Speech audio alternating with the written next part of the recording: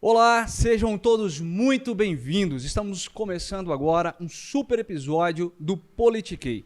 Hoje nós estamos com ninguém mais, ninguém menos que o pré-candidato ao governo do estado de Goiás e ex-prefeito de Aparecida de Goiânia, Gustavo Mendanha. Gustavo, você não sabe o prazer que é recebê-lo aqui nos nossos estúdios para fazer esse episódio especial contigo e nessa data principalmente. Olá, privilégio poder estar aqui. Ninguém imaginava que nós íamos fazer um anúncio tão importante como o de hoje e depois ter essa participação. Vocês estão tendo o privilégio aí de poder fresquinho, poder passar essa notícia. Muita informação boa, relevante e principalmente fresquinha, como o Gustavo acabou de dizer. Mas antes de entrar nisso aí, Gustavo, eu tenho acompanhado, claro, como praticamente todos os goianos, né, esse cenário político, essas eleições, essa questão de quem vai, quem não vai, se é, se não é.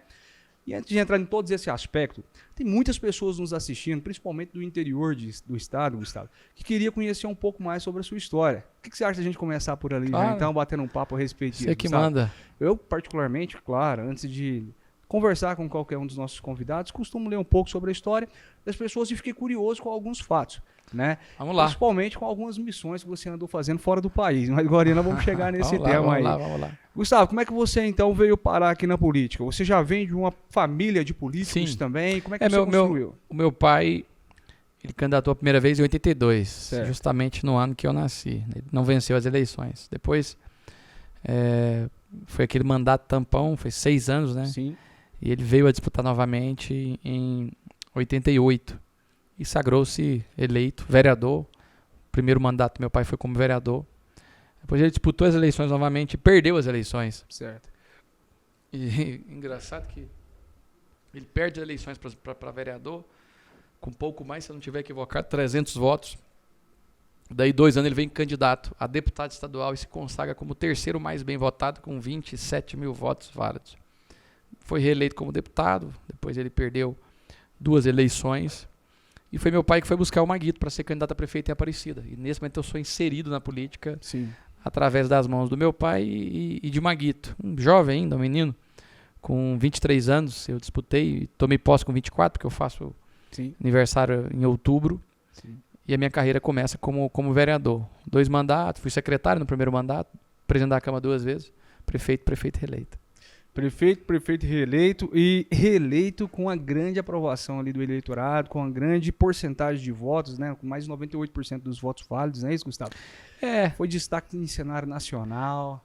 Só tá no Fantástico. Só tá no Fantástico, né? E foi uma surpresa muito agradável ali para todos naquele momento, né, Gustavo? Ou você já esperava também? Não, eu esperava ter uma votação, até porque a gente faz pesquisa, enfim, tem uma leitura de cenário. Expressivo assim, com 98%?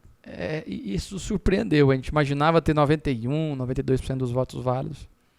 Eu acredito que uma série de erros dos adversários, né? E eu acho que por nossa parte, muitos acertos. Além disso, trabalho, entrega, realização, diálogo, proximidade com as pessoas, com o eleitor aparecidense.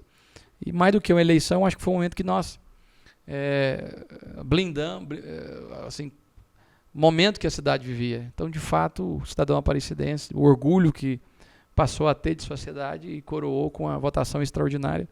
Se eu não estiver enganado, a maior votação que o prefeito já teve na história do país. Mas com muita humildade, eu acho que devemos muito ao legado de Maguito, que esse processo de transformação se inicia com o Maguito, e não foi fácil, mas demos sequência a esse trabalho e no final um reconhecimento público da população de Aparecida.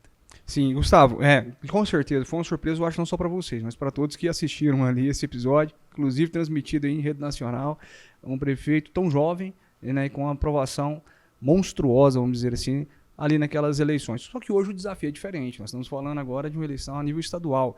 Inclusive, a nível estadual é a primeira que você disputa. Eu nunca disputei nenhuma eleição estadual. Assim, diria que eu participei de muitas campanhas, né? Participei da campanha do Maguito em 2006, 2010, já foi, salvo engano, foi o Íris, 2010. 2010 foi, já salvo engano também, não tenho recordações. Bom.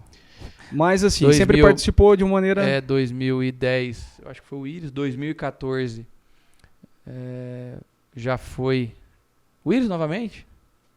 Agora me perdi no tempo. Pô, mas Não, mas eu acho que já não foi o Íris que ele veio para prefeito aqui em 2012, não foi? quem que foi o candidato? Ah, Não me foi o falha a Maguito. memória realmente. Me falha a falhou memória. aqui. Bom, mas venho participando das eleições estaduais. De uma Acompanhando forma- meu pai, vinha participar já mais, acho que de uma forma mais efetiva na eleição do Íris, depois a do Daniel, né? E, claro, as eleições municipais Claro. sempre disputei quatro mandatos. Mas estadual só participei mesmo, e também as candidaturas do meu pai, e eu sempre fui presente. Sim. Talvez este seja o principal desafio da sua eleição hoje. Você vê dessa forma sua equipe de marketing e tudo mais. em Bom, me se tornar um nome conhecido é um desafio, principalmente em regiões onde as pessoas não assistem a TV de Goiânia, jornal, rádio, enfim, que é, eu diria, mais o entorno de Brasília. Existem outras regiões que as pessoas têm canais que já passam uma programação do estado, né? Mas aquela região é uma região que eu acho que a penetração é um pouco mais difícil. Mas eu tenho disposição, eu gosto de pessoas, gosto de gente, gosto de povo, não tenho dificuldade, não tenho preguiça, trabalho de domingo a domingo.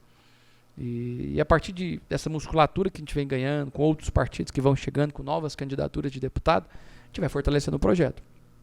Eu acho que mais do que isso é a disposição de apresentar aquilo que nós fizemos em Aparecida.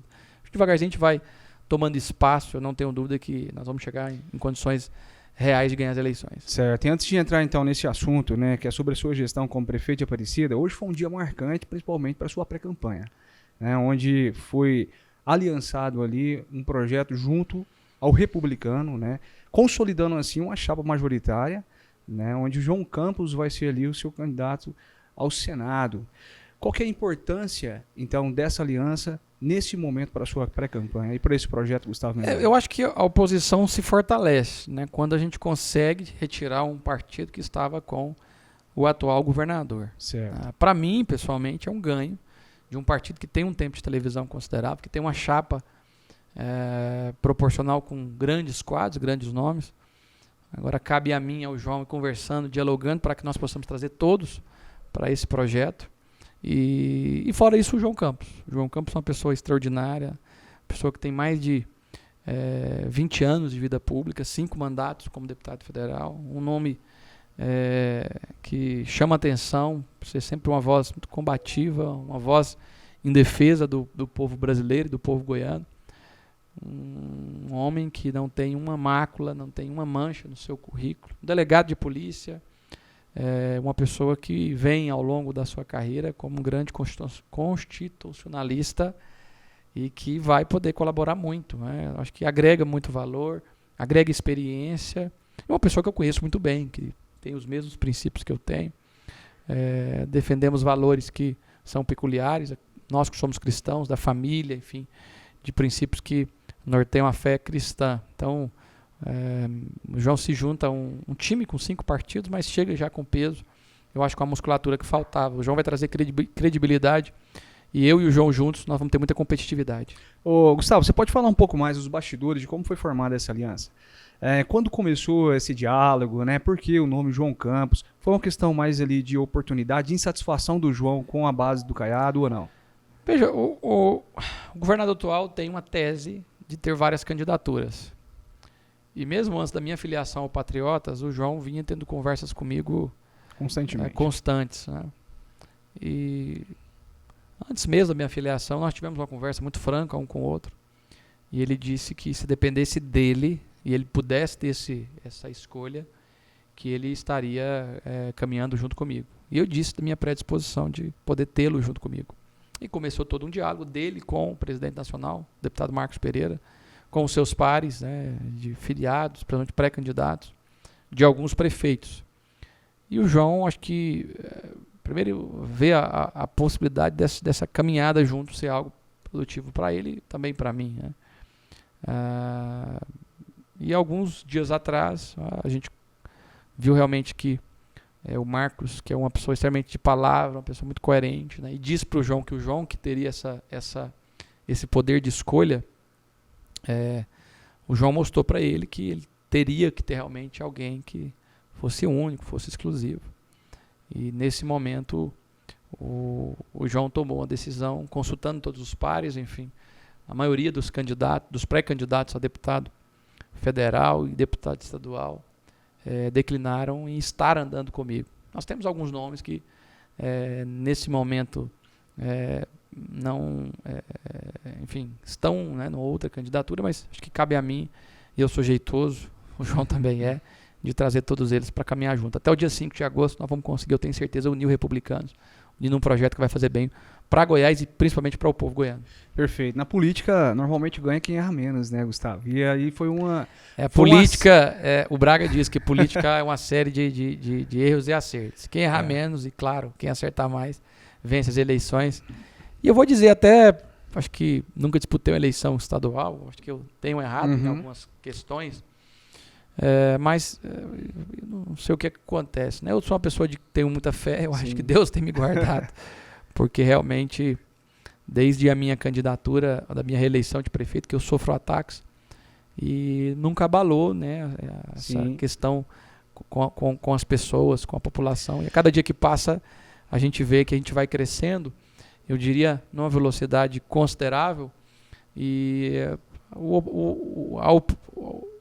o governo atual vem vendo a rejeição aumentar e o índice cair. Então acho que cabe a nós agora, principalmente nesse momento quando o republicano chega, a gente poder aumentar ainda mais a velocidade, poder continuar visitando os municípios, conversando com as pessoas, dialogando, porque existe um sentimento de mudança aí à vista. Essa talvez seja uma jogada de mestre, né? Dessas peças que estão sendo movidas nesse momento aqui no tabuleiro, né?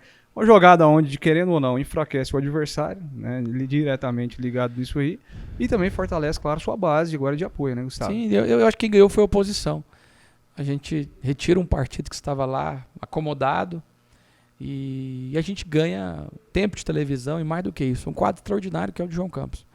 Eu acredito muito na capacidade do João de fazer, de ajudar, enfim. O João vai colaborar muito, e não só o João, né? O João representa os republicanos, que é um grande partido, que é um partido que tem princípios, né, muito parecidos com o do meu partido, que é o Patriota, e que na figura do presidente Marcos Pereira deu essa legitimidade para o João oficializar a nossa aliança. Gustavo, já pode adiantar então quais são as próximas mexidas, os próximos partidos que talvez irão compor essa base de apoio? Não, agora a gente está conversando, né? Mas eu vou dizer que a agenda política ela vai continuar. Mas existe uma conversa com grandes partidos também? Como existe com outros partidos, mas eu não vou falar aqui. Dificilmente a gente consegue concluir. Spoiler talvez ali para quem está nos assistindo. Mas tem alguns partidos que estão na base do governador atual e que tem conversado comigo, e que eu acredito que a gente pode sim atrair novas siglas para esse projeto de oposição. Até dia 5 de agosto tem muita coisa para passar aí embaixo da ponte. Né? E eu acredito, claro, que o time todo está empenhado aí realmente em fazer o melhor. Claro, eu acho que a gente ganhou, não foi só os republicanos, né? A gente ganhou um grupo muito forte. Uma massa muscular, né, nesse momento. Ganhamos aqui. massa, ganhamos cabeças pensantes, ganhamos, eu acho que um quadro extraordinário de pré-candidatos a deputado federal e deputado estadual, candidatas, né? E, claro, acho que a força do republicano, que é uma força realmente imponente. Você falou de quadros importantes ali dentro do Republicanos. O evento de hoje, sentimos falta ali de algumas peças importantes, que estão disputando ali a chapa proporcional, né? Deputado federal. Existe um racha ali dentro ou não? Existe, ou agora o trabalho é fazer com que todos caminhem junto nesse mesmo projeto? Eu vi isso acontecer na candidatura do Maguito. Certo. Quando o João também, com a legitimidade que Marcos deu para ele declarou apoio para o Maguito e levou o republicano, inclusive como vice prefeito, a figura do Rogério Cruz. Eu acho que cabe a nós e assim, respeitar também quem pensa diferente. Nós não somos ditadores, autoritários, ditadores, né, que não vamos aceitar. Eu acho que aí o João faz esse papel e mais do que isso o Marcos Pereira de dar liberdade. Cabe a nós agora dialogar, mostrar que o nosso projeto é não só o mais viável, mas representa realmente um anseio da população do estado de Goiás. Eu não tenho dúvida, nós vamos, se não todos, a maioria estará ao nosso lado. Entendi. Ali realmente tem nomes ali que são extremamente, vamos falar, caiadistas, vamos falar Rodney Miranda, por exemplo, nós estamos falando de uma pessoa que foi secretária de Segurança Pública do Estado. Como vocês pensam em contornar, qual é a estratégia para contornar essa situação diante de alguns quadros ali específicos, né? Conversando. Eu acho que a conversa, uma boa prosa... É vender o melhor projeto, Gustavo? Eu não tenho dúvida que quando esses candidatos começarem a andar em Goiás, vão entender que realmente Nós representamos a mudança que as Sim. pessoas esperam. Não é? Eles vão ver que estar com o atual governador vai representar uma rejeição que talvez a maioria deles não tenha, até porque alguns ainda são, não vou dizer só jovens, né? São novos quadros. Então, caminhar com o atual governador é assumir uma rejeição que eles não precisam de assumir. Ainda mais o partido estando comigo. Eu não tenho dúvida que a maioria deles vão entender que para terem condições reais de ganhar as eleições, é melhor estar ao nosso lado. Sim.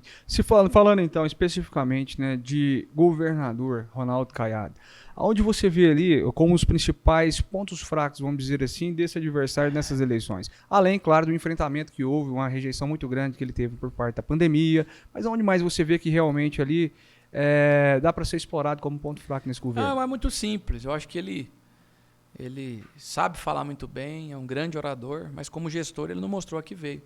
E isso não sou eu que preciso de afirmar. As pessoas dizem.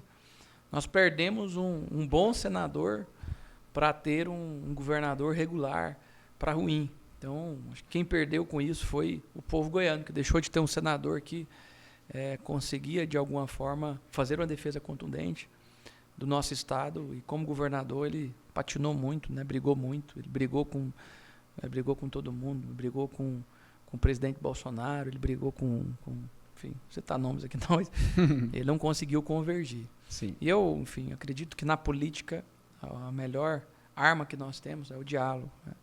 Eu cito um texto que eu gosto muito, né?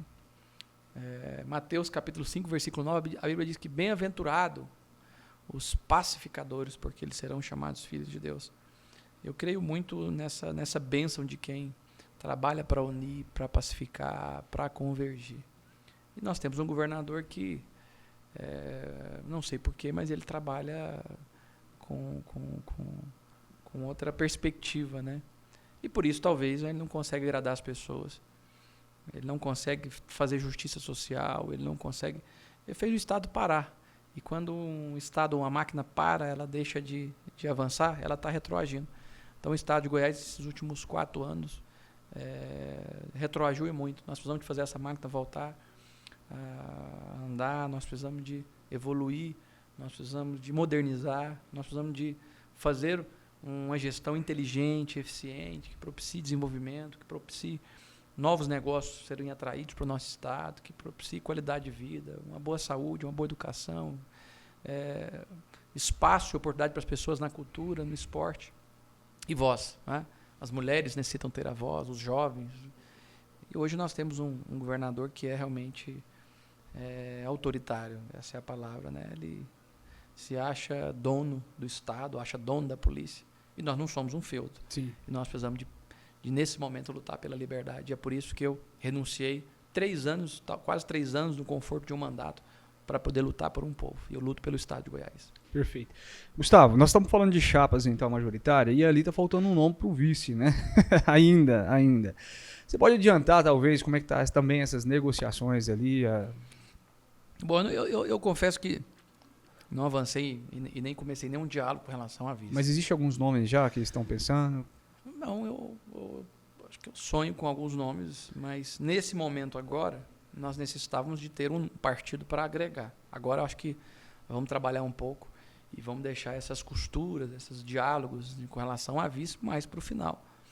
Até porque eu acho que nós podemos sim atrair mais um grande partido, podemos atrair alguns players da política a partir dessa vaga de vice. Então, a gente tem que trabalhar agora, chegar com a musculatura e principalmente com peso nas eleições. E aí eu tenho certeza que nós vamos ter tranquilidade, facilidade para atrair um bom quadro, né? Que seja homem, que seja mulher, enfim, para estar ocupando a vaga de vice. A próxima estratégia, então, qual seria? Realmente continuar construindo essa musculatura? Caminhar, andar, conversar, visitar, tomar café, ter algumas prosas, né? Sim. Nesse momento, vou voltar a minha agenda como tem feito nesses últimos dias. Sim. Vou dizer que eu não parei a agenda, inclusive. Né? Disseram que eu fui para São Paulo, não fui para São Paulo. Eu conversei com o Marcos Pereira por uma videoconferência. Então, nesse momento, realmente, é continuar o que nós estamos fazendo. Domingo a domingo, visitando, conversando, participando de reuniões, podendo dar oportunidade para as pessoas de fazer as suas reivindicações, de mostrar qual é a sua dor. E nós vamos em busca de sanar essa dor, de sanar essa ferida que o povo tem com esse desgoverno que nós temos hoje. Sim, sim. Ali no evento de hoje, nós falei agora há pouco que sentimos falta de alguns nomes realmente, principalmente por parte do quadro do Republicano, Gustavo. Mas ao mesmo tempo também fomos compensados ali com grandes outros nomes, né? Tanto do quadro ali do próprio Republicano, mas teve também muitas outras autoridades, presidentes de partido, né?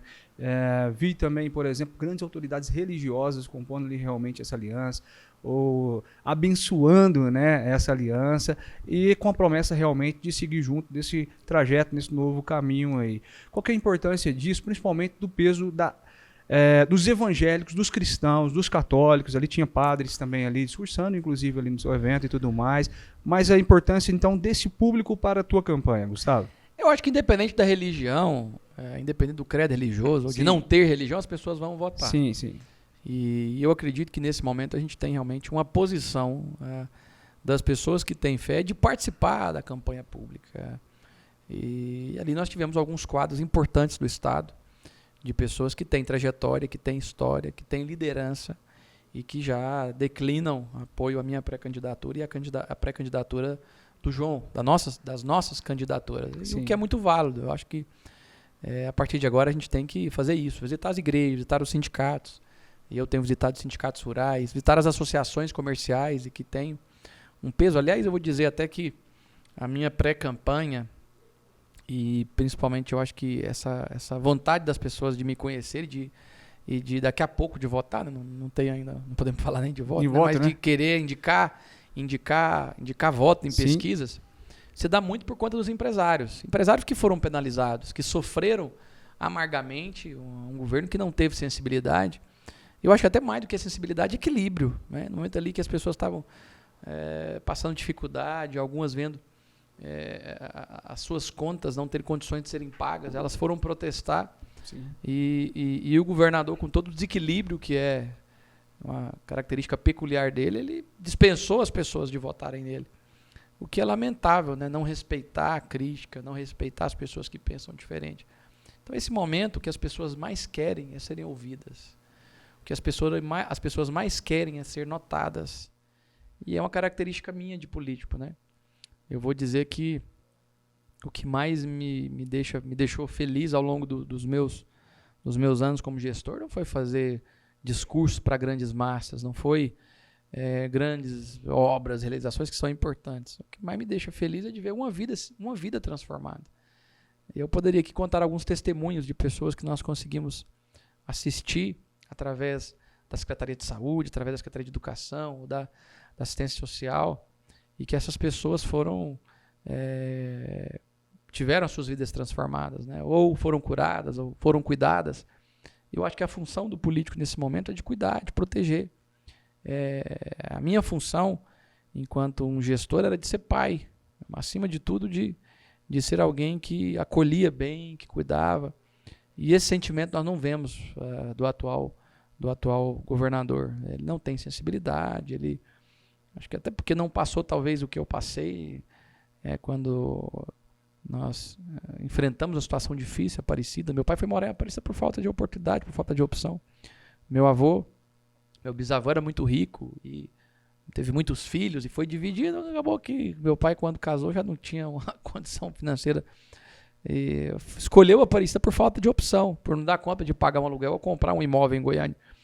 Então eu passei muita dificuldade. Eu tive uma doença que chama reumatismo no sangue. Eu tomava bezetacil e eu me recordo quando meu pai não tinha condição de comprar xilocaína para que doesse um pouco menos. Minha mãe chorava de ver ali o filho tomando uma bezetacil e eu tomava de 15 em 15 dias. E eu me recordo do tempo difícil onde quando os meus pais se casaram, a casa nem banheiro tinha.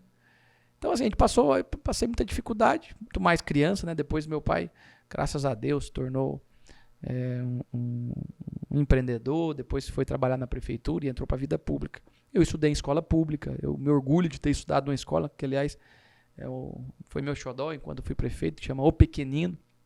Eu ia na escola, as crianças se emocionavam de saber que o prefeito tinha passado por aquela escola. Sim. Eu, quando estudei na universidade, eu ia de ônibus. Então eu sei o que é a vida da pessoa que utiliza o ônibus, né? O governador nasceu, enfim, acho que mérito não, né? Ele teve sorte, talvez, de nascer num berço de ouro, mas ele não passou por aquilo que a maioria de nós, brasileiros ou goianos, ou nesse caso aqui, em Goiânia, os goianienses passam. Por isso ele não teve a sensibilidade daquelas pessoas que estavam passando dificuldade. Não vou nem dizer, não vou nem confrontar a decisão de fechar ou não fechar. Eu me refiro à forma que ele tratou as pessoas que estavam passando dificuldade. Então ele mostra realmente a insensibilidade que ele tem. Ele fez um vídeo tentando colocar o trabalhador contra o empregador. Então é alguém que não conhece a dor, não conhece a dificuldade e por isso é insensível. Nós precisamos de um governador que faça uma gestão com a razão, mas também com o coração. Que se coloque no lugar das pessoas que sofrem, né? Que tenha sensibilidade com a saúde pública, com a educação, com programas sociais que sejam efetivos para transformar a vida das pessoas e não apenas em programas eleitoreiros, que a gente sabe que se ele vencer, se não vai vencer as eleições, no final do seu mandato ele estaria suspendendo esses programas como ele fez quando iniciou o governo. Nós precisamos de alguém que queira realmente mudar a vida das pessoas. Sim. Gustavo, falando um pouco sobre o seu tempo, então, à frente da Prefeitura de Aparecida de Goiânia, o que você destacaria aqui hoje, então, para a gente, como suas principais realizações, como prefeito, como pessoa, aquilo que você de fato se orgulhou de fazer ali em Aparecida de Goiânia? Foi muita coisa. Vamos lá para pelo menos 3 questões, então. Eu vou eleger o programa Cidade Inteligente, Sim. Que aí é um programa bem amplo e eu podia ficar aqui alguns minutos. Aliás, mas rapidamente, a Cidade Inteligente, Inteligente passa pela modernização ali de todo o processo tecnológico, modernização, né? Mas no fim da Cidade Inteligente, as pessoas terem qualidade de vida. Sim. Então, seja a partir de tecnologia, por exemplo, de trazer a segurança para as pessoas, e são mais de 4 mil câmeras com inteligência artificial que estão instaladas em toda a cidade. Fibra ótica para toda a cidade. Fibra ótica, que é conectividade, né? Integração entre os equipamentos públicos. Sim. Sustentabilidade, que está dentro desse programa, né? A questão da mobilidade, que tem a ver também. Com certeza. Os semáforos inteligentes. Tem muita coisa dentro desse projeto de Smart Cities, mas eu diria que a conclusão é as pessoas se sentirem fazendo parte da cidade e se sentirem Esse foi felizes. um projeto, inclusive, reconhecido internacionalmente. Eu recebi 3, 4 prêmios internacionais e eu acho que 2 nacionais. Inclusive palestrei em Curitiba, palestrei em Salvador. Na plateia tinha a Semi Neto, por exemplo, lá em Salvador. Em Curitiba, o prefeito Greca e vários prefeitos. Aliás, tem prefeitos que estão executando projetos como esse. Por exemplo, Pilar, lembrei o nome da cidade. Pilar, lá do Alagoas, que veio visitar Aparecida e que levou o projeto para a cidade dele. Algumas semanas atrás, nós recebemos secretários da cidade de Maceió, que conheceram através de Pilar e vieram conhecer. Essa semana agora estamos recebendo o prefeito Hilton, de Porto Velho. Recebi prefeito de várias cidades, né, do país e cidades goianas também. Tem algumas cidades que espelharam nos projetos, e aí cada um faz um projeto, né, dentro dessa prateleira de cidades inteligentes. Ou seja, foi um projeto realmente ali referência, né, Gustavo? Que dá muito orgulho, né? Na educação, por exemplo, a robótica, preparando as criançadas para o futuro, né? Porque uma das coisas que eu sempre sonhei em Aparecida, quando começamos a trabalhar essa questão de cidade inteligente, não era pensando só no presente. Eu até dizia, você sabe que alguns secretários, algumas pessoas iam fazer críticos, mas não vai ajudar na sua eleição. Fala, olha, eu não estou pensando na próxima eleição, estou pensando nas próximas gerações. Então isso aqui vai potencializar a cidade, vai tornar ela mais empreendedora, vai tornar ela mais atrativa. E a gente vê que deu certo, tanto é que muitas cidades hoje fazem isso, inclusive Goiânia. Parabenizo o prefeito Rogério, que tem um projeto também de Smart Cities para a capital. Outra coisa que eu digo que não é só um orgulho, né? Eu acho que foi algo que me trouxe muita paz no meu coração, que foi o que nós fizemos em saúde pública. Nós priorizamos saúde. Sim. Eu não sou médico, não entendo muito de medicina, mas escolhi um grande secretário que faz e presta um trabalho extraordinário, o Dr. Alessandro, que nós conseguimos melhorar muito a assistência às pessoas, conseguimos, eu acho que trazer muita dignidade para as pessoas, né? E na pandemia, Aparecida, acho que deu show. O enfrentamento com todo respeito, a Aparecida se tornou um case, e não fui eu não, eu acho que algumas coisas eu vi em Israel, eu vi na Coreia do Sul, eu vi na Alemanha, e eu falava com o secretário que levava para o comitê, mas foi um trabalho feito a 4 mãos. Sim. O Ministério Público fez parte disso, os vereadores, os empresários, os pastores, padres, enfim, sociedade civil organizada e a nossa equipe 10, o que nós fizemos aí no enfrentamento à pandemia dá orgulho. E, aliás, o modelo do enfrentamento à pandemia Aparecida ele está sendo estudado para ser convalidado para o mundo no enfrentamento de pandemias e endemias, porque houve equilíbrio, houve essa questão de entender, né, entre aquilo que o presidente falava, né, entre trabalhar, mas cuidar das pessoas, mas também trabalhar, e nós conseguimos fazer isso com muito louvor e é algo também que chama atenção. E aí, enfim, fui o prefeito que mais fez praças na cidade, fizemos muita infraestrutura, asfaltamos muitos setores, construímos o viaduto, o vereador João Antônio Borges, na entrada da cidade, construímos a prefeitura que leva o nome do Maguito, a cidade administrativa Maguito Vilela, fizemos um centro de emprego e renda, CEMEIS, UBS, UPA, muita coisa aí. Muita coisa boa. Mas eu acho que a grande obra, Sim. e aí eu vou finalizar porque... Sim.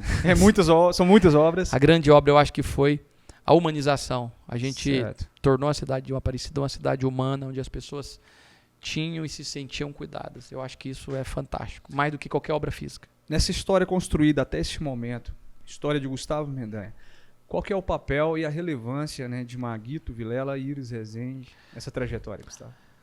Olha, o Íris, eu não tinha assim, uma grande proximidade depois que eu me tornei prefeito. Eu não deixava de ir nele, de conversar, de escutar os seus conselhos, né? O Maguito foi um mentor, um pai político. Eu tinha meu pai que era político, que estava do meu lado o tempo todo, não só me aconselhando, mas muitas vezes eu acho que estando próximo, né? E às vezes na política a gente passa por algumas situações que são difíceis. E meu pai sempre foi uma pessoa próxima e era um conselheiro. Mas o Maguito foi alguém que me deu a oportunidade de me tornar o líder que eu me tornei. O Maguito acreditou num jovem e que talvez muitos, principalmente essa liderança mais tradicional, não daria oportunidade. Ele poderia pegar ali do bolso dele e botar um amigo. Com certeza. E o Maguito me deu essa oportunidade. E enquanto prefeito, no meu primeiro mandato, eu gostava de estar próximo do Maguito. E o Maguito era uma pessoa muito respeitosa, muito... O Maguito, quando eu precisava, eu tinha que ir atrás dele, porque ele não participava de nada, não quis ficar indicando nada. O Maguito me deu algumas lições que são impressionantes, né? Na formação do primeiro governo, eu estava, desde o começo, Maguito, quem que o senhor quer que esteja no governo, desse grupo? Tem alguém que o senhor quer que traga? Ele, não, o governo é seu. Uhum. E aí, daí 10 dias, Maguito, e aí, o que você acha do fulano? Ele falou, não, você que sabe. Todos que estão aí são bons, mas você tem que fazer seu governo. Na hora que faltava 3 dias, eu deixei, acho que são umas 4, 5 secretarias sem indicar. Eu falei, o Maguito tem que participar disso. Sim. E aí eu entrei pelo fundo, subi e falei, Maguito, eu preciso te falar com você. Ele estava dando entrevista, eu me recordo. Até um canal da prefeitura, não sei se não era um podcast, mas alguma coisa que ele estava falando. Aí as pessoas saíram, eu sentei. Falei, chefe, quem que o senhor quer que fique? Me ajuda, porque... Falei, Gustavo, você quer me agradar? Falei, claro, o senhor precisa quero saber quem que é e tal. E ele falou, você sabe a Lucimar? Falei, sei, cuida dela.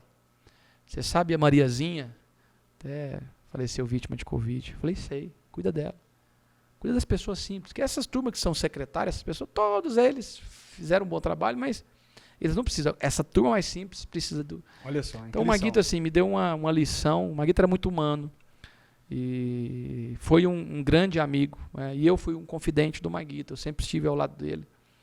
E eu pude dar em vida, o Maguito em vida, eu dar essa resposta, e eu acho que essa reciprocidade é o que ele fez por mim.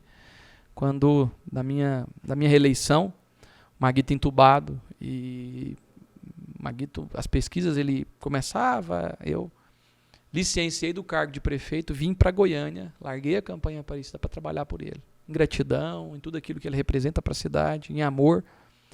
E, enfim, tenho certeza que se o Maguito estivesse aqui, a gente estaria fazendo um trabalho juntos, a gente teria feito uma dobradinha, eu, prefeito de Aparecida, ele de Goiânia, e a gente estaria junto aqui hoje nesse processo político. Que legal. Enfim, então, o Maguito, ele deixou uma lacuna para o povo goiano, mas para mim em especial também, né, junto com meu pai que partiu. E o Íris, né, que o Íris ele teve algumas questões que foram importantes. Né? O Íris foi quem? Eu acho que foi um homem que em 2 momentos da minha vida. O primeiro, eu era jovem, não era candidato ainda, e eu fui no escritório do Íris e levamos, acho que umas 200, 300 pessoas, e a gente entendia que a candidatura do Íris em Goiânia era importante para nós em Aparecida. Então a gente foi, Íris, vem cá, a gente veio aqui, o Maguito pediu, você tem que ser nosso candidato, você vai ganhar a eleição, não sei o que e tal. E o Íris não é, não sou candidato e tal. Falei, mas você tem que ser o candidato, eu vou falar pro Maguito e tal. E aí tinha uma mesa, um pouco menor do que essa, ele, sobe aí. Eu não sei se você vai lembrar, na época eu era gordinho, né? Sim, lembro. Eu olhei aquilo e falei, Íris, se eu subir essa mesa quebrar, acabou minha carreira política. Verdade. Ele bateu na mesa, você é aroeira, rapaz, pode subir. Eu subi, fiz um discurso, tem uma foto que pra mim é uma foto... Memorável? O Rodrigo tá por aqui, foi o rapaz ali que tirou a foto memorável. Rodrigo, depois você nos manda que nós vamos colocar aqui nesse podcast, viu? E aquele dia foi um dia importante. E depois, eu fui reeleito prefeito. Sim. Eu tenho várias histórias, mas essas duas são importantes. Marcantes. Além das conversas que eu tinha com Claro. o Íris me aconselhava. Eu convidei o Íris para ir na prefeitura, porque a gente estava começando e iniciando o calendário do centenário de Aparecida. E o Íris havia sido, junto com Olinto Meirelles, o autor da lei que concedeu o título de cidade de Aparecida. Sim. Eu chamei ele para homenagear ele, dei um presente para ele, e ele pegou o microfone e ele fez uma profecia dizendo que eu ia ser governador do estado de Goiás. Olha só. Então ele sempre deu com seu dedinho abençoado, ele sempre fez isso. E hoje, se eu estou candidato também, a memória do Íris, aquele dia foi um dia importante, quando ele disse que eu seria governador. Tem muitos assuntos aqui relacionados realmente a esses episódios marcantes, né? Principalmente quando envolve Íris e Maguito, que de fato comove, emociona, principalmente todos aqueles que tiveram a oportunidade de acompanhar de perto ali, tudo que foi feito por esses dois, né? Para a política aqui em Goiás, a importância, a relevância de fato desses dois nomes, desses dois políticos, né? Para aqueles que principalmente, né? Aqueles que sempre precisou muito do poder público, né, Gustavo? E talvez seja isso que hoje mais faz falta, né? Eu acho que isso que o MDB perdeu em apoiar o atual governador. Sim. Porque o MDB sempre representou o governo para os mais humildes, para os mais carentes, né? O Íris foi o governador que construiu 1.000 casas em um dia para pessoas que não tinham sua moradia. Aliás, o programa de moradia era com o MDB. O Íris foi quem assistiu muitas famílias com energia elétrica, ainda lá atrás, onde as pessoas não tinham nem energia elétrica. Foi o governador do asfalto, foi o governador das escolas, das casas populares, dos mutirões. O Íris foi um governador fantástico. Acredito que o maior líder a nível de nação, porque o Íris ele foi ministro 2 vezes. O Íris indicou 2 ou 3 ministros, se eu não estiver equivocado. O Íris foi o líder que liderou, junto com outros, as diretas já, mas o primeiro grande evento foi na capital. Então, começou na base, né? Ali como vereador em Goiás. Sim. Então, o Íris, assim, uma trajetória fantástica, um currículo e uma biografia muito bonita, junto com a dona Íris, que foi a sua grande parceira, né? E o Maguito também. E o Maguito foi o governador da solidariedade, né? Foi o Maguito que instituiu o programa de cestas básicas, né? Do pão e leite, da isenção de energia, e que depois o ex-governador Marconi, ele modernizou e criou o Renda Cidadã, mas o projeto nasce no coração do Maguito. O Maguito foi esse governador da sensibilidade, né? Num tempo muito difícil. Aquele tempo era um tempo difícil, um tempo onde o Brasil, o Estado, enfim, passava um momento difícil, e ele conseguiu assistir as famílias. Esse que está aí não representa isso. Então, assim, acho que o MDB perdeu muito em deixar de ser protagonista para ser antagonista de um projeto que não representa as lutas, a voz das multidões, e nós perdemos muito. Bom, vou então dar até continuidade nisso que você está falando, do que o MDB perdeu, né, Mendanha? E, ao mesmo tempo, o MDB realmente foi um partido sempre que nasceu para ser cabeça de projeto, nunca rabo, né? E não é só isso, mas também colocar hoje talvez a principal liderança do MDB, que é o Daniel Vilela, do lado de Ronaldo Caiado, de repente não passa mais aquela sensação de renovação política, de sequência naquilo realmente que foi formado ali nas bases do MDB e tudo mais. Seria talvez comparar, ou seria meio errado da minha parte, comparar uma aliança entre Gustavo Mendanha e Marconi Perillo, que é o que já foi cogitado aqui anteriormente, nas mídias, nos principais jornais, entendeu? E tudo mais. Porque é uma jovem liderança, você vai fazer 40 anos esse ano, né, Gustavo? Então, Parece ter menos, né? Mas é 40. Então, quer dizer, é uma jovem liderança realmente. Tem 39, faço 40 no dia 7 de outubro de 82. Eu nasci 7 de outubro. Olha. 7 de outubro, olha só. Que maravilha, né? Um jovem líder realmente. E que talvez o lado de Marconi já não representaria, talvez, essa, vamos dizer, essa relevância toda dentro da política. Do lado de alguém que de fato já foi governador várias vezes, né? Que já tem uma rejeição ao qual você falou muito bem, né? Que não do Marconi, mas em outra situação. Não sei se você estaria disposto a carregar. Talvez isso que impediu uma aliança com a turma ali do PSDB, trazendo o Marconi Perillo para essa chapa ou não? Eu acho que tem várias coisas. O primeiro é meu posicionamento. Eu me posicionei e defendo a candidatura do presidente Bolsonaro. Sim. Então eu busquei alinhar com pessoas que têm essa mesma postura e o Republicanos é um partido da base do presidente. Sim. Aliás, eu acredito que a gente pode dar um passo importante para quem sabe conseguir atrair outros partidos que estão com o presidente Bolsonaro.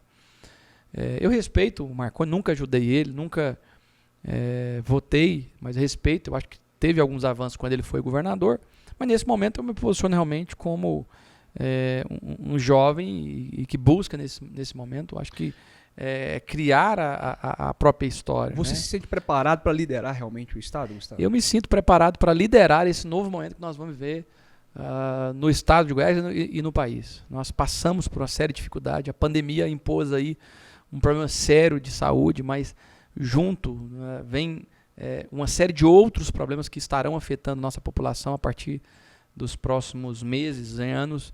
E eu me sinto preparado. Eu acho que na pandemia eu consegui, junto com a equipe, um trabalho feito a 4 mãos, mas fui eu que estive liderando esse processo.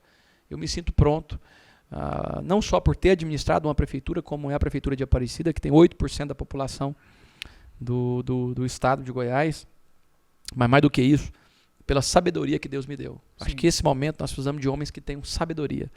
E é essa sabedoria que eu busco para poder vencer as eleições e fazer um governo que possa representar a esperança que as pessoas do nosso Estado elas tanto merecem. O Estado merece um novo modelo, o Estado merece um governo que realmente assista as pessoas mais simples, mas que tenha um diálogo com o setor produtivo, com os produtores rurais. O Estado merece um governo que esteja atento aos grandes problemas e desafios que nós enfrentamos, por exemplo, como a falta de infraestrutura, a ineficiência energética, a falta de política pública para o pequeno empreendedor. Nós precisamos de voltar a fazer esse empreendedor a crescer. Nós precisamos também dos grandes, né? E nós precisamos de atrair grandes indústrias, porque você gera um ciclo virtuoso. Eu digo que esse foi isso que fez com que a Aparecida se tornasse uma cidade tão pujante. As grandes indústrias que chegavam, as pessoas que trabalhavam nessas indústrias compravam no comércio local. A gente criava ali um ciclo muito virtuoso. E eu acho que nós precisamos de fazer isso para o Estado de Goiás, valorizar os servidores públicos, há um empobrecimento da carreira do servidor público. O atual governador não gosta de servidor público, né? Infelizmente ele fez com que essas pessoas ficassem desiludidas e hoje elas talvez elas não oferecem o seu melhor. Nós precisamos de valorizar essas pessoas e precisamos principalmente de um governador que esteja aberto ao diálogo, e isso eu tenho convicção em dizer que ele não tem essa abertura. Gustavo, liderar já é uma tarefa realmente muito complicada, complexa, vamos dizer assim, principalmente porque muitos líderes talvez consigam, porque já nasce com esse dom, né, de liderar pessoas realmente, de ser visto como um líder. O Estado de Goiás não é diferente, né? Nós vimos ali grandes figuras, talvez os principais personagens passar ali por esse cargo que você está disputando hoje. Iris Rezende, Maguito Vilela, Marconi Perillo, pessoas que dominaram realmente, vamos dizer assim, esse espaço. Quando não esses nomes, pessoas que pertenciam a esse grupo. Né? Hoje, você se distanciando do MDB, você já vem com outro grupo político, com nomes também importantes, com quadros importantes, também jovem como outros que ocuparam esse cargo também e tudo mais. Onde eu quero chegar com isso? Eu acho que, de fato, né, a população do estado de Goiás, ela espera esse pulso firme, vamos dizer assim, por parte daqueles que estão disputando esse cargo, né? Espera, de fato, ali, olhar para aquela pessoa e ver nele, e ver sendo representado por aquele que seja jovem, né, ou não. E são características marcantes, tanto do Iris Rezende, Marconi Perillo, Ronaldo Caiado, que agora está atualmente no cargo. Hoje você se vê realmente pronto para liderar não só a classe política que vai, com certeza, buscar esse projeto junto contigo, mas o povo goiano pode esperar isso de você, e o que mais podemos esperar como povo goiano, caso Gustavo seja eleito agora dia 2 de outubro, tome posse lá dia 1º de janeiro de 2023 e venha governar esse estado. Pode esperar muito trabalho, respeito, acho que é uma palavra que cabe muito bem nesse nosso diálogo. Eu vou confessar, a minha vida como líder, ela não começa na política. Né? Sim. Eu inicio a minha liderança dentro da igreja. E a primeira vez que eu me tornei um líder, a primeira vez que eu assumo um papel de líder, meu pastor, chama pastor Ivo Martins, ele me convida para ser líder de jovens. Acho que eu tinha 16, 17 anos. Eu falei, não, pastor, não vou, eu não gosto de microfone, que eu sou tímido, essa é a verdade. É mesmo? Acho que a vida foi me preparando para isso. Sim. E ele, não, você não precisa de falar, não. Você só cuida dos jovens, porque você tem um dom natural de atrair as pessoas. Sim. E eu me lembro quando eu assumi a juventude, eram um pouco mais de 20 jovens, acho quase 30. Depois de 5, 6 anos, não lembro exatamente aqui o tempo que eu fiquei na liderança de jovens, eu deixei a liderança com mais de 100 jovens na igreja. Então, acho que essa questão de liderar é nato. E realmente eu nasci com esse dom. E eu acho que eu já mostrei ter capacidade, não só administrativa, mas política, quando fui prefeito de Aparecida. Não só pela votação, que é uma votação extraordinária e que chama a atenção, mas eu tenho que dizer que a minha grande escola foi a Câmara Municipal. E como vereador, como presidente da Câmara, eu aprendi muito, né? Eu acho que todo político, inclusive, deveria passar por toda essa escadinha, né? Tenho certeza que um governador que foi vereador, que foi prefeito, né, que passa por um legislativo, que já passa pelo executivo, ele tem uma visão mais ampla, né, de toda dessa estrutura. E talvez por isso, né, a gente tem essa dificuldade hoje. Porque chegou já federal, foi senador, nas câmaras altas, né, e que não tem acesso muito próximo das pessoas. Exato, nunca tinha passado por um cargo executivo. Talvez por isso ele, talvez não vou falar que é maldade, mas ele não conseguiu. Ele não conseguiu realmente. Eu acho que a gente precisa de fazer esse Estado voltar a ter pujança. Precisamos de fazer esse Estado voltar a crescer e mais do que isso. Eu acho que é criar um ambiente de negócio, um ambiente propício para que o nosso Estado possa ser próspero e principalmente ter competitividade. Nós estamos perdendo competitividade, nós estamos perdendo empresa, a gente está deixando de ter investimento e ainda acho que ele tem um pouco de sorte de ter algumas cidades que têm esse potencial e que têm atraído muitas, né? E por isso ainda os números são positivos. Mas se você for olhar no estado como um todo, com exceção de algumas cidades, todas as cidades elas não se desenvolveram. Nós precisamos de fazer todos os centros, né? As pequenas, as médias e as grandes, ter competitividade, todas elas poderem crescer. Entendi. Gustavo, hoje, falando de um cenário regional, então, das eleições propriamente dito, né, nós temos aí, então, 3 fortes nomes, vamos falar, concorrendo. A gente está vendo ali nas pesquisas, vamos falar de pesquisas, então. O Caiado realmente meio que estagnado ali nos 30%, 33% ali em todas as pesquisas que aparecem.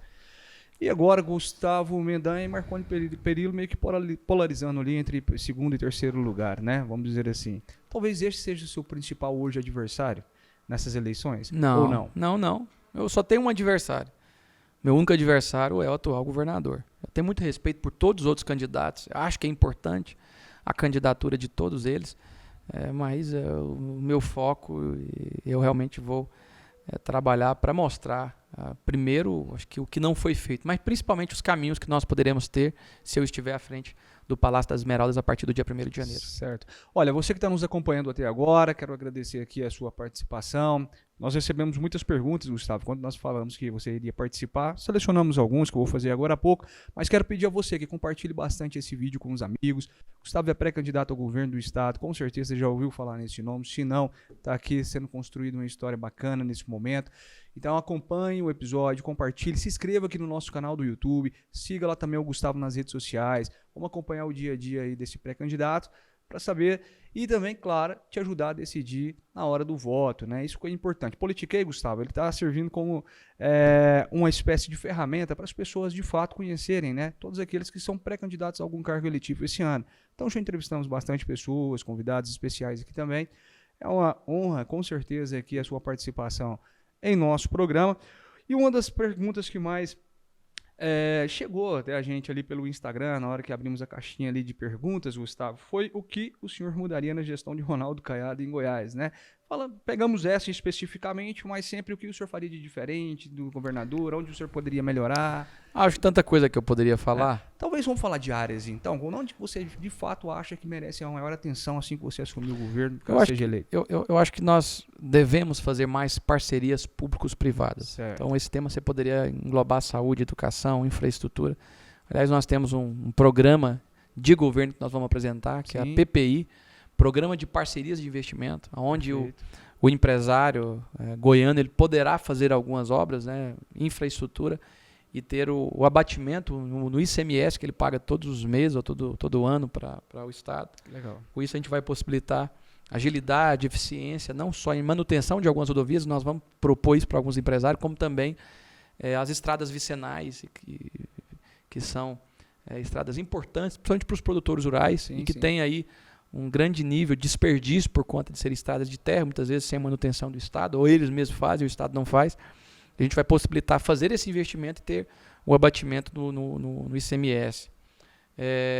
As parcerias com os hospitais particulares que existam, que tenham condições e um bom quadro de dar atendimento. Eu acho que se o governo, se o Estado, se a União pode construir hospitais, ótimo, acho que é bom. Mas em Aparecida a gente conseguiu reduzir a fila de cirurgias eletivas, os exames oftalmológicos e cirurgias oftalmológicas, enfim.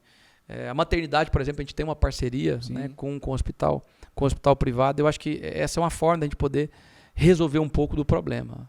E além disso, claro, eu acho que fazer os corujões, tanto de consultas como principalmente de exames e cirurgias que a gente pode fazer para utilizar a estrutura que nós temos. E a gente tem condição de fazer isso, não só no período diurno, mas também noturno. Né? Na educação também parcerias, que aliás deixaram de ser feitas, e eu acho que nós perdemos muito. Eu, por exemplo, visitei Silvânia e fui numa escola que pertence à Igreja Católica, uma estrutura fantástica que está lá subutilizada. Até o governo passado tinha uma parceria que funcionava como uma escola de ensino médio, eu acho que até de ensino fundamental, e que por conta de não ter mais parceria deixou de ser utilizada. Uma estrutura, inclusive, pode ser uma escola agrária, até porque ela tem, além do espaço, né, do equipamento, ela tem lá uma grande área que pode ser utilizada, principalmente nessa vocação que nós temos no estado de Goiás. A falta de investimento em infraestrutura, isso é visível, e quem anda no estado de Goiás hoje vê, como as nossas estradas estão precárias. A questão da energia elétrica, que o governador, que tanto criticou, e que ele não, enfim, não deu atenção a esse problema que está afetando muitos goianos. Eu acho que a pandemia, de alguma forma, freou um pouco do caos que nós vamos ver a partir do próximo ano. É um problema sério que nós temos que enfrentar, cobrar da Enel, impor multas pesadas para que elas possam dar uma resposta. Se não tem capacidade de investimento, nós temos que procurar uma maneira de resolver esse problema. A gente sabe da segurança jurídica que essas empresas têm que ter, mas ela não tem ofertado energia, principalmente para produtores rurais e para as indústrias goianas. E a gente tem que resolver este problema que é um problema muito sério que nós enfrentamos. Acho que a forma que os servidores públicos são tratados, acho que esse é um grande pecado que é cometido pelo atual governador, a insensibilidade com as pensionistas e com os aposentados ou aposentadas, que com a mudança da lei ele poderia muito bem passar a vigorar a partir de agora. Todos que já estavam, né, aposentados, ele fez isso ser válido para essas pessoas que já estavam aposentadas. Essas pessoas sofrem muito com isso, pessoas que deixaram de receber 300, 400, 500 reais, que talvez para ele pareça muito pouco, mas que tem afetado muito essas famílias, que normalmente são famílias que são custeadas por essas pessoas. Na pandemia, aí eu podia aqui falar muitos minutos sobre como ele lidou mal com a pandemia e principalmente com as pessoas.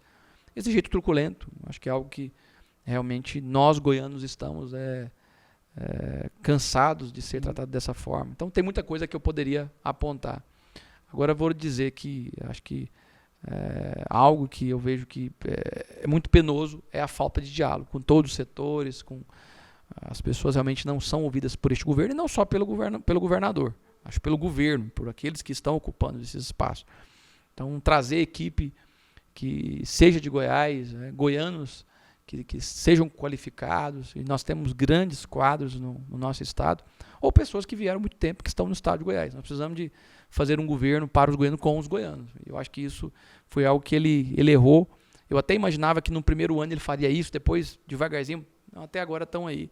E a gente deixou de ter pessoas que não só tenham conhecimento, mas principalmente têm amor a essa terra. Já entendi. Gustavo, eu vou te fazer uma pergunta. Talvez possa parecer boba, mas mais importante do que a pergunta é a resposta. Existe o plano B, caso o Gustavo perca as eleições? O que você vai fazer da vida? Não, eu vou... Mas qual que seria o próximo projeto? Não, primeiro é o seguinte, eu sou uma pessoa de hábito muito simples, então, para mim, eu não sou uma pessoa que sou apegada. Se eu fosse, eu ficaria no mandato, eu teria mais 3 anos de mandato, e eu não estaria, enfim... Mas qual o plano B? Não tem plano B, não, eu só tenho um plano, é vencer as eleições.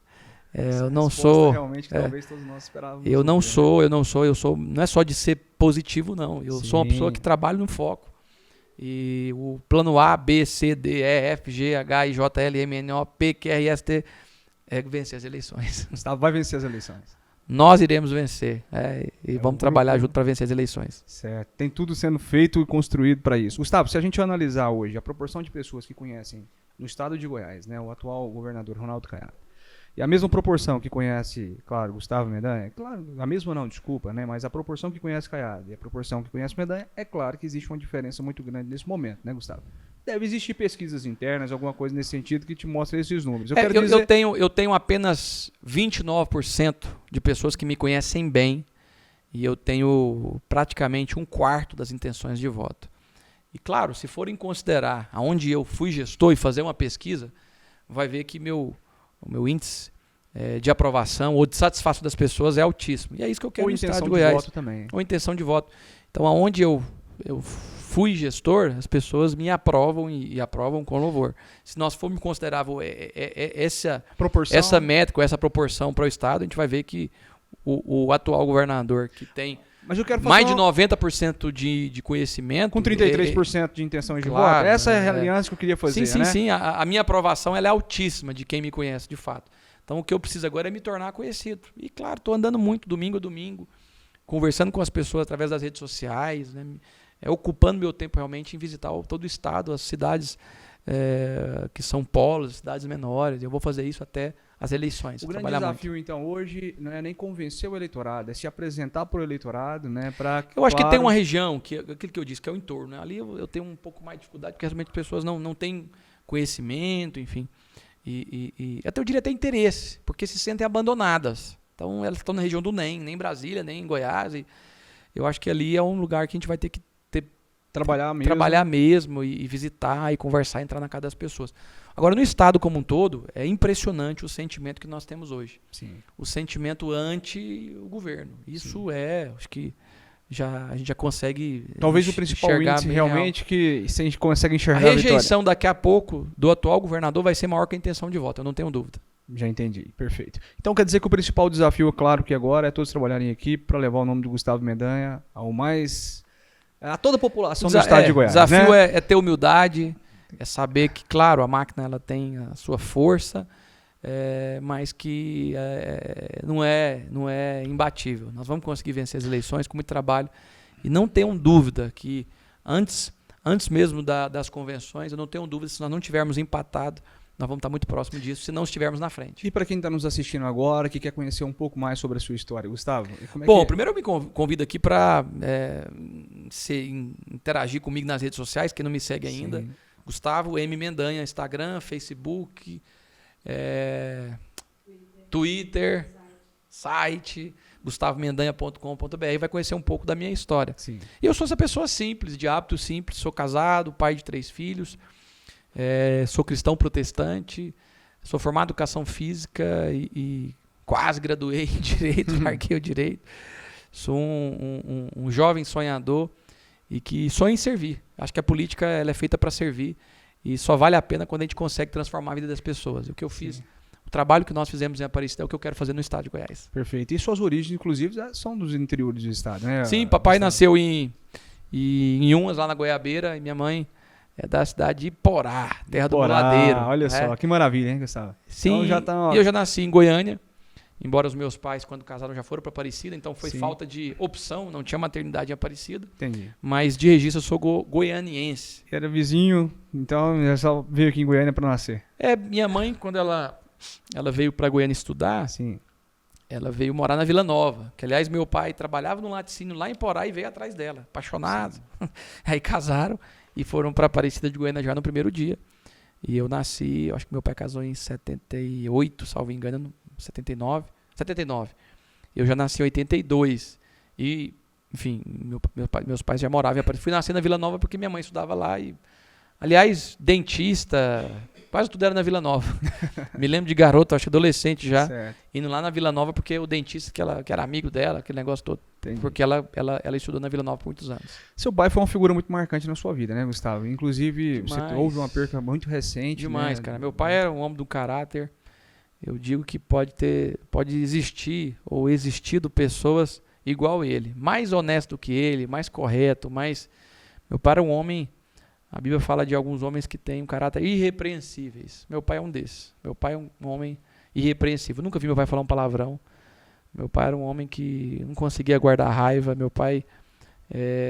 aliás, os motivos de briga da minha mãe com meu pai é porque meu pai não brigava com a gente. Eu que tenho que brigar, Porque meu pai era uma mãe, era uma moça, era um homem... Poxa, faz muita falta. E nos últimos anos, meu pai teve câncer de próstata. E ele passou a ficar muito sensível. Então, se meu pai estivesse aqui nessa sala agora, ele estaria ali no canto chorando, me vendo falar. Então, poxa, faz muita falta. Sempre que ele... Todos os dias quase, depois da pandemia ele parou, mas todos os dias ele ia no meu gabinete, ele entrava e eu dava um beijo nele. Benção, pai. Deus te abençoe, meu filho. Saía, ia lá só para me ver. Quando ele ia no gabinete e não me via, ele ia lá em casa. Faz muita falta. Mas infelizmente Deus o levou e eu respeito a vontade de Deus. É isso. Gustavo, eu quero dizer que da minha parte é um prazer muito grande aqui de receber essa noite, tá? Quero agradecer a você que está nos assistindo até agora. Muito obrigado aí pela sua audiência. E já aproximando já do fim, Gustavo, e a gente começou a falar sobre a importância hoje do dia, né? Onde houve de fato uma aliança com um partido hoje importante no cenário político, né? Mas vamos falar um pouco, Gustavo, então, só para também refrescar aqui a memória, que eu não lembro também, apesar de acompanhar, né? Todos os partidos já estão acompanhando essa base, né? O Patriota é o meu partido, o partido, enfim, que tem os princípios que eu tenho, que me deu a condição de ser pré-candidato. Sim. Tem o Agir, presidente Fernando Meirelles, o Patriota, o Braga, o Mais Brasil 35, que é o antigo PMB, que é presidido pelo presidente Santana, o Democracia Cristã, que é o Alexandre Magalhães, o Mobiliza, que é o Paulo Dyer, meu amigo, médico, e agora o Republicanos de João Campos. Já estamos aí então com a base com 6 partidos, 6 né? partidos. Já bem consolidado com esse projeto. Se eu tivesse só um, eu ia ser candidato. Agora eu estou muito feliz. Como sempre, Deus é muito generoso comigo. Sempre me dá mais que eu preciso. Olha só, que maravilha, né? E isso aí realmente é reflexo de um bom trabalho também. Obrigado. De um compromisso com a verdade, que as pessoas realmente... Obrigado. Nós, claro, pesquisamos e falamos muito sobre política com todo mundo. E talvez um dos seus principais, né, vamos dizer assim, atributos que as pessoas lhe impõem é de fato a seriedade, o compromisso com a verdade, né, Gustavo? É o respeito com as pessoas, é o diálogo. Todos falam que você realmente gosta de ouvir as pessoas ali. Sou simples, olho no olho, eu consigo conversar com as pessoas e tem gente que conversa e quase um monólogo, né? Eu gosto de ouvir, gosto de sentar, gosto de bater papo, gosto de tomar um cafezinho. Eu dou trabalho para quem anda comigo, porque se deixar olha, 10 minutos, eu fico meia hora conversando. Porque, na verdade, eu acho que as pessoas precisam disso. Né? Sim. E hoje, talvez, o que as pessoas mais têm é carência. Né? Carência de um líder, carência do pai, carência de uma pessoa que queira realmente ser líder, né? De liderados. E não, poxa, acho que não é Goiás, não. O Brasil tem muito disso, né? De líderes que estão ocupando o cargo muito por vaidade pessoal, que não tem realmente o interesse de ver a transformação. E eu entrei na política para fazer diferente, para fazer a diferença na vida das pessoas. E as pessoas sentem verdade em mim, porque eu acho que essa é a minha essência, né? E eu gosto de gente. Tem político que não gosta de gente. É verdade. Gosta só na época de eleição. Não é? Eu me realizei muito mais no meu mandato estando no meio das pessoas nos mutirões que nós realizávamos do que dentro do meu gabinete. Então eu gosto de sentar com a pessoa mais velha e escutar os conselhos. Eu gosto quando as crianças vêm em mim, muitas vezes me lambuzam, né?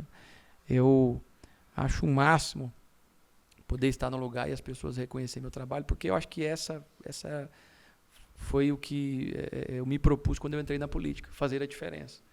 Então, assim, eu acho que a votação que eu tive e a esperança que as pessoas depositam em mim só aumenta a minha responsabilidade como um homem público. Né? Eu espero ainda ficar mais alguns anos na vida pública e depois eu acho que eu não vou ficar igual o Íris, não. Eu acho que vou aposentar mais cedo. Não me aposentar, mas pendurar as chuteiras mais cedo, porque eu quero também aproveitar um pouco da minha família. Acho que talvez a única coisa que eu sinto. Esse tempo agora tem sido difícil para mim, porque o Azaf e a Luiz Emanuel são muito presentes na minha vida, minha esposa. E hoje é domingo.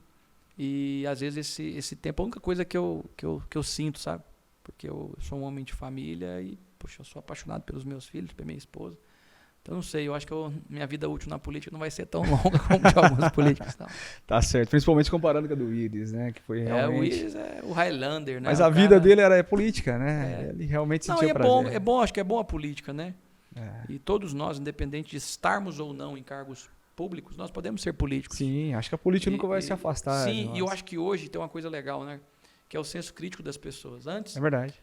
Você pegava uma família onde o pai apontava, todo mundo ia. Não que a gente tem que respeitar os nossos pais, enfim, ou um pastor, ou um padre, ou um prefeito de uma cidade. Hoje não, hoje todo mundo na sua casa ali, ele assiste, ele vê um vídeo, ele procura notícia. E aí ele tem o seu senso crítico de fazer as suas escolhas. Eu acho que isso faz uma diferença total hoje na forma que as pessoas veem política. Talvez, se não fosse isso, eu teria muita dificuldade de me tornar conhecido e de ter condição de vencer as eleições. Mas, de fato... As pessoas estão interessadas em buscar informação. Houve uma democratização da informação. Sim. E a democratização da liderança. Então, todo mundo é líder de si. Você tem, claro, as pessoas que são importantes e que Sim. lideram e que conseguem agregar muitas pessoas para ouvir, para a gente poder falar.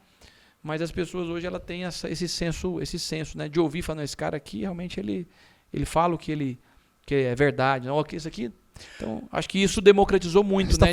É verdade. De pessoas simples, às vezes desconhecidas, ter a oportunidade de vencer as eleições. Você está falando de um tema muito importante, Gustavo. Inclusive, leva-nos também a ter uma outra preocupação, que essa democratização da informação nos traz também um percurso, né, um caminho que são as fake news, né? Quando você tem realmente as pessoas acessando diretamente a informação, os oportunistas, claro, vão criar informações muitas vezes, né, não verdadeiras, para ajudar a consolidar ou desconstruir a imagem de um adversário político. Está preparado, então, para enfrentar isso aí agora nessa campanha? Que é um novo jeito de fazer política, né, Gustavo? Eu disse isso hoje já. Tem, desde as minhas eleições, que eu sofro com as fake news. Então, o Lombo já está... Hoje eu disse pro João, falei, João, se prepara porque vai ter muita fake news agora.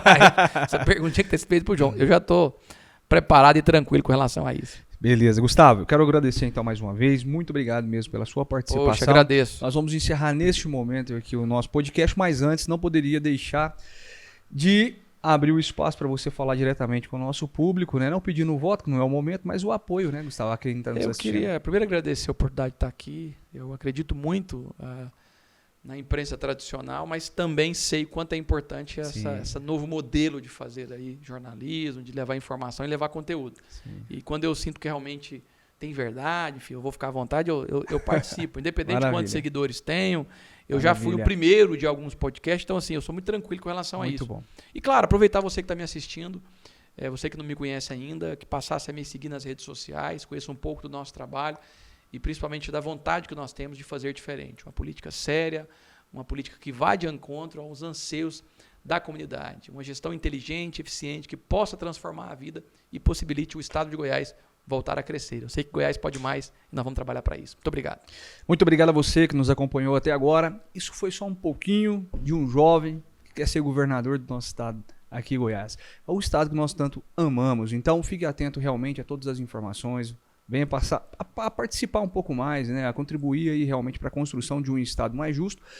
Mas quero agradecer, compartilhe bastante então aí com seus amigos, tá bom? Curta bastante esse vídeo, comente, vai lá, divulga no WhatsApp, no grupo da família, se inscreve no nosso canal e não deixe de acompanhar o Gustavo nas suas redes sociais para ficar atento a tudo que está acontecendo aí nesse período, né, de pré-campanha e depois campanha, período eleitoral. Muito obrigado mesmo e até a próxima.